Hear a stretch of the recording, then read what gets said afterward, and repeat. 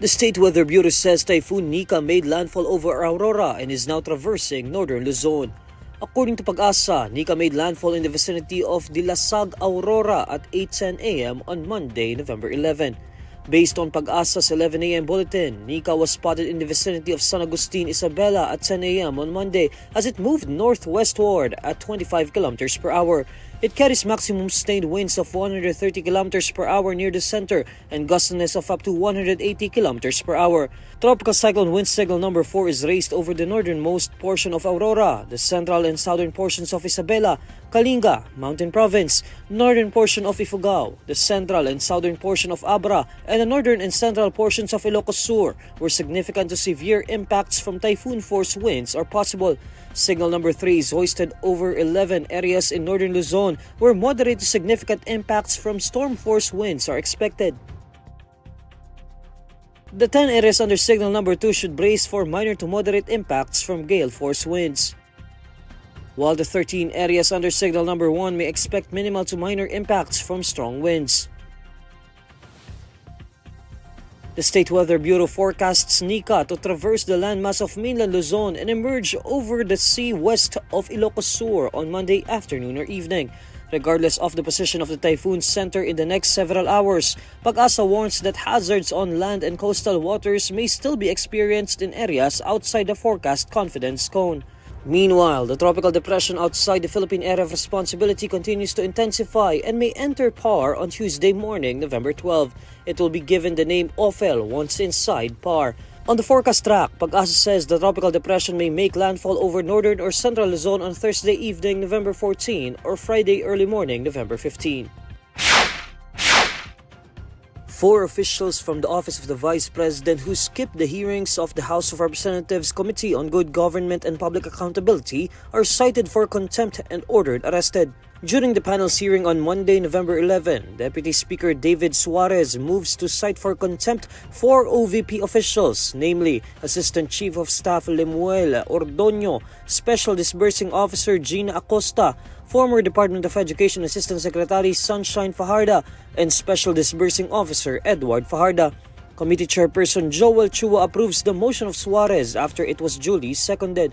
Antipolo 2nd District Representative Romeo Acop then moves to issue a detention order against the 4, with the period of detention lasting until the committee finalizes its report. Committee members believe the individuals cited for contempt would be key for the panel's investigation into the alleged misuse of public funds by offices under Vice President Sara Duterte, which are the OVP and previously the DepEd.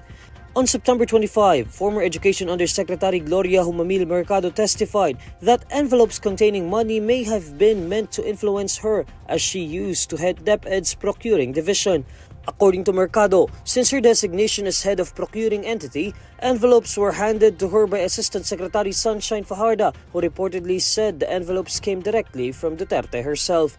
Aside from this, Mercado said Duterte's Chief of Staff, OVP Undersecretary Zuleika Lopez, asked her to resign from office after she raised several concerns regarding the procurement for the agency's computerization program. However, Duterte said Mercado is just what she called a disgruntled employee who supposedly solicited money from private companies, a claim which Mercado disputed. The Chinese government is reaffirming its opposition to the Philippines' new maritime law as Beijing delimits and declares its baselines of the territorial sea adjacent to Scarborough Shoal, or what it calls Huangyan Dao. In a statement on Sunday, November 10, China reiterates that Scarborough Shoal is supposedly within its territory and that the new baselines Beijing established were in accordance with international law, such as the United Nations Convention on the Law of the Sea and the Law of the People's Republic of China on the territorial sea and the contiguous zone. Beijing further accuses Manila of solidifying the arbitral award on the South China Sea, which it describes as illegal. China's accusation comes after President Bongbong Marcos on Friday, November 8, enacted 2 laws that define the Philippines' maritime zones and its archipelagic sea lanes and air routes to assert the Philippines' rights over its waters, especially the West Philippine Sea. China claims this move violates its territorial sovereignty and maritime rights and interests in the South China Sea. China seized control of Scarborough Shoals Lagoon in 2012 after its Coast Guard standoff with Philippine vessels. Beijing asserts sovereignty over almost the entire South China Sea, including the West Philippine Sea. But a July 2016 International Tribunal ruling effectively invalidated China's claim and affirmed the Philippines' exclusive sovereign rights over the West Philippine Sea.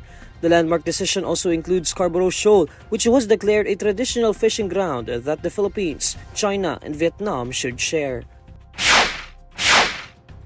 P-pop powerhouse BINI bags the Best Asia Act Award on the MTV Europe Music Awards 2024. BINI edged out fellow nominees Ailit, Sakura Zaka 46, Mahalini, and Masdo to win the award. In a video shared by the MTV Europe Music Awards, the group's leader Joanna thanks the award-giving body for the recognition. Mika also expresses hope that their award would pave the way for Filipino music to be recognized internationally. In a separate post, the girl group also thanks their supporters for believing in them.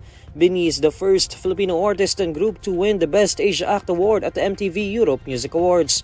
Local artists who were nominated for the award include Sara Geronimo in 2014, Maymay Entrata in 2022, and Moira de la Torre in 2023.